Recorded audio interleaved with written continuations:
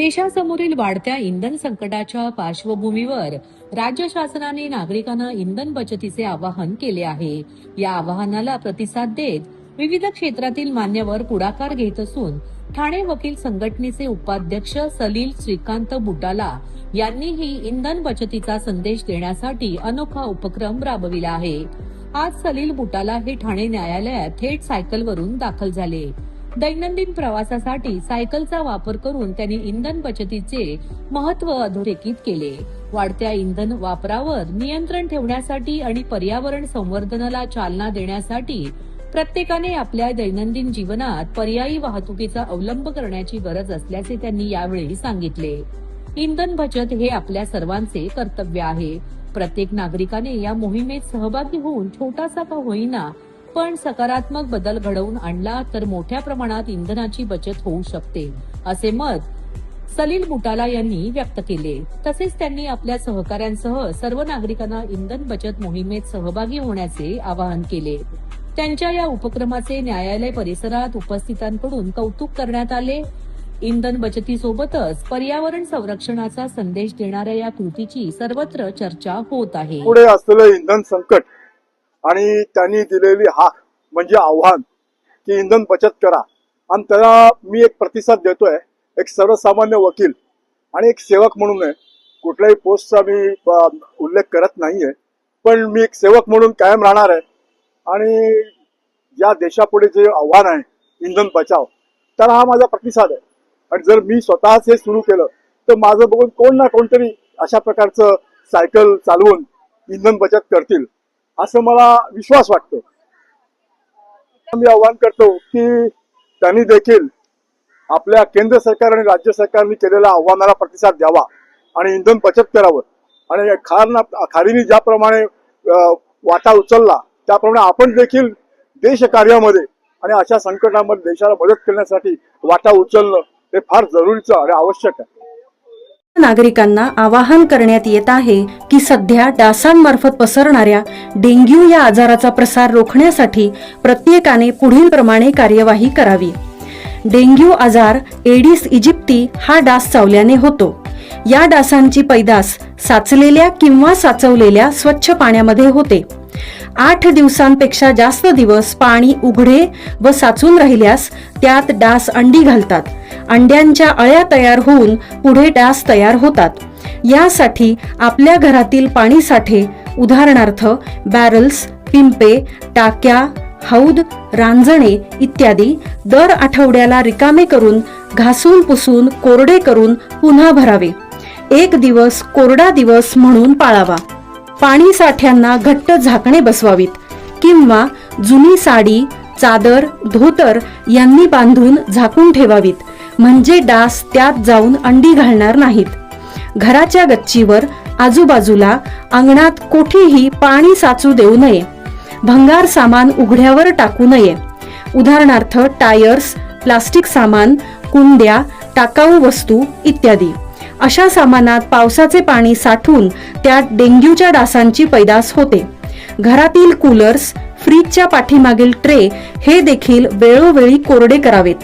लक्षात ठेवा, नुसत्या फवारणीने डास घनता कमी होत नाही, तर त्यासाठी डास पैदास ठिकाणे नष्ट करणे ही आपल्या सर्वांची जबाबदारी आहे. कोणताही ताप अंगावर न काढता जवळच्या शासकीय रुग्णालयात मोफत औषधोपचार घ्या. अशा प्रकारे नागरिकांनी सहकार्य केल्यास डेंग्यूचा प्रसार रोखणे सहज शक्य आहे.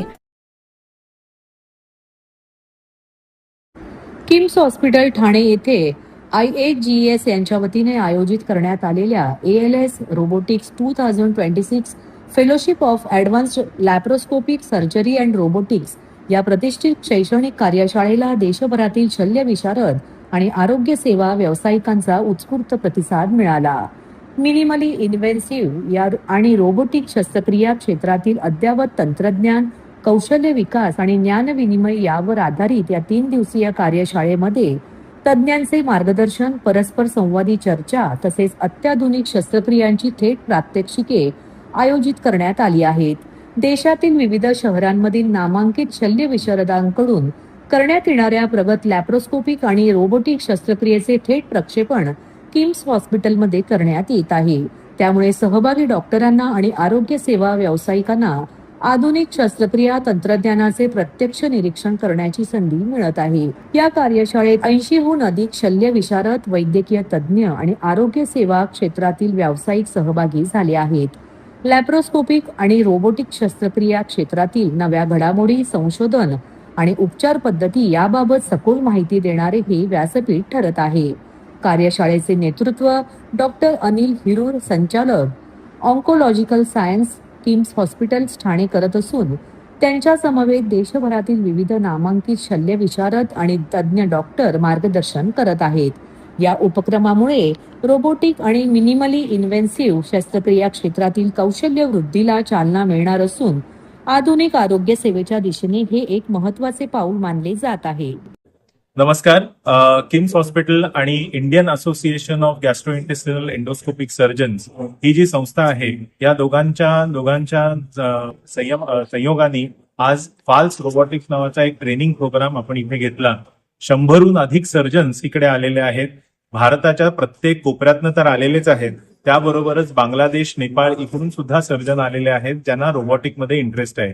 आता रोबोटिक्स ही पद्धती अतिशय नवीन आहे आणि जी दुर्बिणीने किंवा सामान्य भाषेत ज्याला लेझर प्रक्रिया म्हणतात, तर दुर्बिणीने जी सर्जरी केली जाते त्या सर्जरीमध्ये ही एक उन्नती झालेली आहे आणि त्यामुळे रुग्णांना ह्याच्यामध्ये फायदा होतो. ते लवकर घरी जाऊ शकतात, दुखणं कमी होतं, इन्फेक्शनचे चान्सेस कमी होतात आणि ह्या सर्व गोष्टींमुळे त्यांना आपल्या जे कामकाज आहे त्याला परत जाणं जास्ती सोयीस्कर पडतं, जास्ती सोपं पडतं आणि त्यामुळेच ही पद्धती आता जास्तीत जास्ती लोकांना शिकून घ्यायची आहे आणि लोकांना प्रॅक्टिस करायची आहे. पण त्यासाठी आपल्याला जे प्रॅक्टिसिंग करण्यासाठी त्याला जे ट्रेनिंग आहे ते ट्रेनिंग उपलब्ध करून घेण्याचं काम आज IAGS आणि किम्स हॉस्पिटल मार्फत हे होत आहे आणि ह्याच्याबद्दल मला अतिशय आनंद आहे.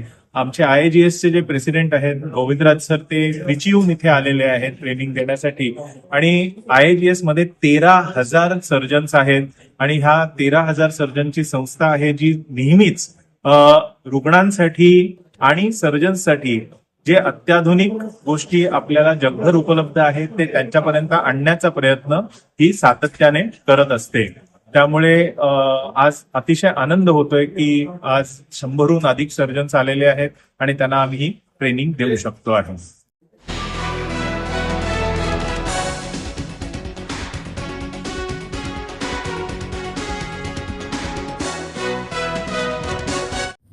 देशभरात नीट पेपर फुटी प्रकरण चांगलेच गाजले आहे.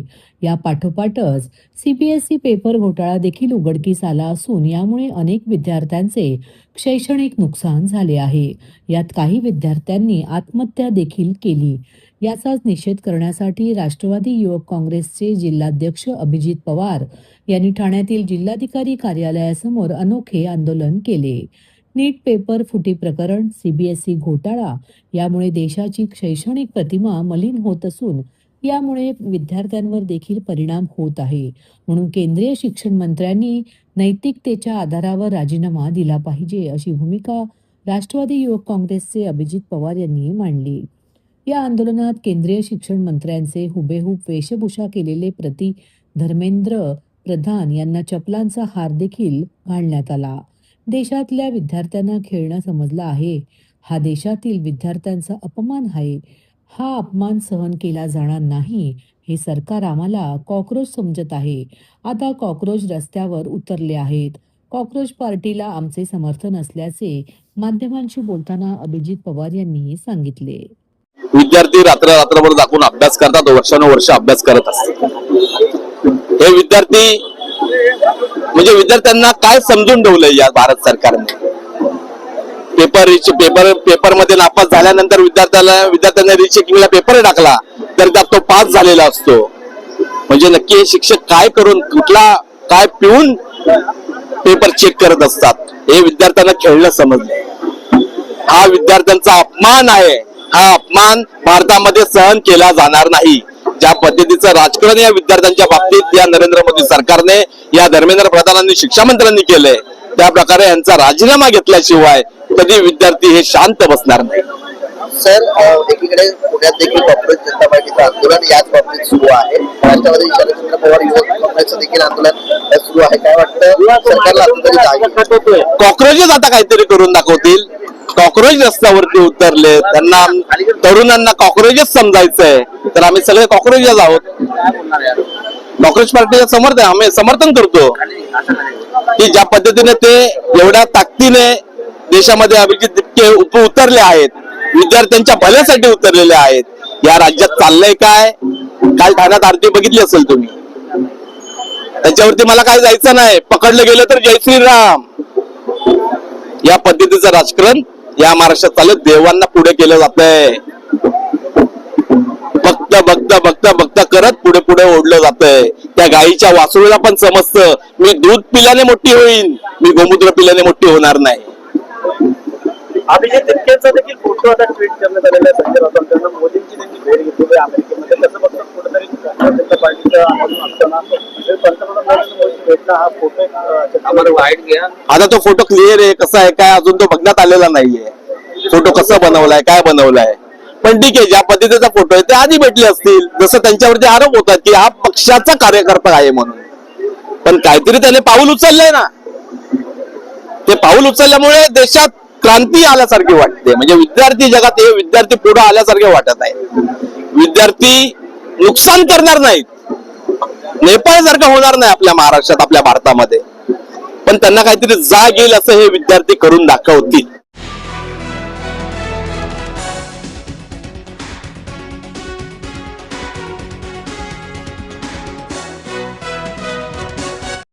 तलावपाडी परिसरात घडलेल्या धक्कादायक हत्येच्या घटनेनंतर ठाणे जिल्हा काँग्रेसने आक्रमक भूमिका घेत शहरातील वाढत्या गुन्हेगारी आणि अंमली पदार्थांच्या विळख्याविरोधात एल्गार पुकारला आहे. नागरिकांच्या सुरक्षेचा प्रश्न ऐरणीवर आणत काँग्रेसने प्रशासनाकडे त्वरित उपाययोजना करण्याची मागणी केली आहे. घटनेच्या पार्श्वभूमीवर काँग्रेसच्या शिष्टमंडळाने पोलीस प्रशासन, ठाणे महानगरपालिका आणि अतिक्रमण विभागाच्या अधिकाऱ्यांसमवेत तलावपाडी परिसराची संयुक्त पाहणी केली. यावेळी परिसरातील संशयास्पद हालचाली, अंमली पदार्थांचे व्यसनी, ड्रग्ज विक्रेते आणि समाजकंटकांविरोधात तातडीने कारवाई करण्याची मागणी करण्यात आली. तलावपाडीसारख्या गर्दीच्या आणि महत्वाच्या ठिकाणी घडलेल्या हत्येच्या घटनेमुळे नागरिकांमध्ये भीतीचे वातावरण निर्माण झाले असून कायदा व सुव्यवस्था अधिक सक्षम करण्याची गरज काँग्रेसने अधोरेखित केली. परिसरात 24 तास पोलीस बंदोबस्त, वाढीव गस्त, सीसीटीव्ही यंत्रणेचे प्रभावी जाळे आणि ड्रग्ज विरोधी विशेष मोहीम राबविण्याची मागणीही करण्यात आली. ठाणेकरांच्या सुरक्षितेची कोणतीही तडजोड स्वीकारली जाणार नाही. शहरातील वाढती गुन्हेगारी आणि ड्रग्ज माफियांचा प्रभाव रोखण्यासाठी प्रशासनाने कारवाई करावी अशी भूमिका काँग्रेसने मांडली. तसेच नागरिकांना सुरक्षित वातावरण देण्यात प्रशासन अपयशी ठरल्यास आणि मागण्यांकडे दुर्लक्ष झाल्यास काँग्रेसकडून तीव्र जनआंदोलन उभारण्यात येईल असा इशाराही देण्यात आला. या पाहणी दौऱ्यात काँग्रेसचे पदाधिकारी, कार्यकर्ते आणि स्थानिक नागरिक मोठ्या संख्येने उपस्थित झाले होते. गुन्हेगारांची दहशत आणि नागरिकांची भीती हे चित्र ठाण्याला मान्य नाही. प्रशासन जागे झाले नाही तर काँग्रेस त्यांना जागे केल्याशिवाय राहणार नाही. काँग्रेसकडे या तलावपाडी परिसरामध्ये अनेक जण नशा करून किंवा रात्रीचे झोपलेले असतात, गर्दुल्ले, आणि याचा त्रास सर्वसामान्य नागरिकांना होतो अशा तक्रारी अनेक दिवसांपासून होत होत्या. आणि आम्ही सातत्याने या ठिकाणी फेरफटका मारून त्यांना उठवण्याचं काम, त्यांना जाब विचारण्याचं काम करत होतो. परंतु काल जी एक घटना या ठिकाणी घडली ते सर्वांनाच धक्का या ठिकाणी बसला. या तलावपाडी परिसरामध्ये असंच एका नशा केलेल्याने म्हणा किंवा गर्दुल्ल्याने म्हणा, त्यांनी त्याच्या दुसऱ्या एकाने बाईटमध्ये सांगितलं की आम्ही अनेक दिवसापासून या ठिकाणी राहतो, आम्ही या ठिकाणी थांबतो. तर त्या दुसऱ्या इसमाने त्या एका इसमाच्या डोक्यामध्ये दगड घातला होता आणि त्याचा खून त्या ठिकाणी झालेला होता. खरं तर अशा प्रकारच्या घटना ठाणे शहरामध्ये ज्यावेळी घडतात, हा तर हा मध्यवर्ती भाग आहे. अनेक लोक या ठिकाणी फेरफटका मारण्यासाठी येतात. मॉर्निंग वॉकला ज्येष्ठ नागरिक असतात, संध्याकाळी अनेक लहान मुलं आणि महिला या परिसरामध्ये असतात. परंतु आता सुद्धा आम्ही या ठिकाणी जेव्हा फिरत होतो, अनेक ज्येष्ठ नागरिक असतील, अनेक महिला असतील किंवा इतरही नागरिकांच्या तक्रारी होत्या की आम्ही या परिसरामध्ये आम्ही सुरक्षित नाही आहोत. आणि आम्ही चालत असताना वेगवेगळ्या विभागामध्ये राहणारे किंवा यांच्याकडे स्वतःचा आधार कार्ड सुद्धा नाहीये, अशी अनेक लोक आम्हाला झोपलेली आढळली. सर्वात याच्यामध्ये गांभीर्याची बाब अशी म्हणावी लागेल की या ठिकाणी जे अतिक्रमणचे कर्मचारी या ठिकाणी या कार्यवाह्या करतात यांच्यावरती, त्यांना कुठल्याही प्रकारची सुरक्षा उपलब्ध नाहीये. खरं तर त्यांना मार्शल दिले गेले पाहिजेत किंवा त्यांच्यावर पोलीस प्रशासन दिलं पाहिजे. कारण त्यांनी बोलताना सांगितलं की ही लोक, ही नशा केलेली लोक ही आमच्यावर सुद्धा वेळ प्रसंगी हल्ला करतात. त्यामुळे तितक्या स्पष्टपणे त्या कारवाया त्यांना त्या ठिकाणी करता येत नाही. त्यांना सुद्धा कुठेतरी जीवाची भीती आणि त्यांच्या बाबत भीतीचं वातावरण असतं. अशा तक्रारी या परिसरामध्ये अनेक लोकांनी आमच्याकडे केल्या. त्यामुळे आपल्या माध्यमातून आमच्या प्रशासनाकडे हेच मागणं आहे की हे मध्यवर्ती ठिकाणे अनेक लोकांची ये-जा या ठिकाणी असते. महानगरपालिका आपण विविध प्रकल्पांवर कोट्यावधी रुपये या ठिकाणी खर्च करतो, परंतु ठाणेकर नागरिकांच्या सुरक्षिततेसाठी ही तर समजा त्या गरजुल्यांमध्येच भांडणं झाली, परंतु एखाद्या ठाणेकर नागरिकाबरोबर अशी जर घटना, दुर्दैवी घटना घडली असते किंवा भविष्यात घडू शकते आणि अशा जर घटना आपल्याला टाळायच्या असतील तर मग एखादं बेघर निवारा केंद्र किंवा त्याच्या ठिकाणी त्याची व्यवस्था केली पाहिजे की जेणेकरून हे लोक या परिसरामध्ये थांबणार नाहीत. कारण इकडची जी बैठक व्यवस्था आहे त्यांनी असं जसं काही आरक्षित केलेलं आहे आणि आरक्षित करून प्रत्येक जण या ठिकाणी झोपलेला आहे. लोकांना बसायला सुद्धा या संध्याकाळच्या वेळामध्ये या ठिकाणी जागा नाहीये. त्यामुळे प्रशासनाकडे आपल्या माध्यमातून आमची हीच मागणी राहील की तुम्ही ज्यावेळी कोट्यवधी रुपये खर्च करता, कुठेतरी या नागरिकांच्या सुरक्षतेवरती पण त्या ठिकाणी आपण उपाययोजना केली पाहिजेत. त्या ठिकाणी बीट मार्शल असतील किंवा पोलिसांचे राऊंड असतील, ही 24 तास या ठिकाणी सुरक्षा यंत्रणा या नागरिकांसाठी या ठिकाणी राहिली पाहिजे.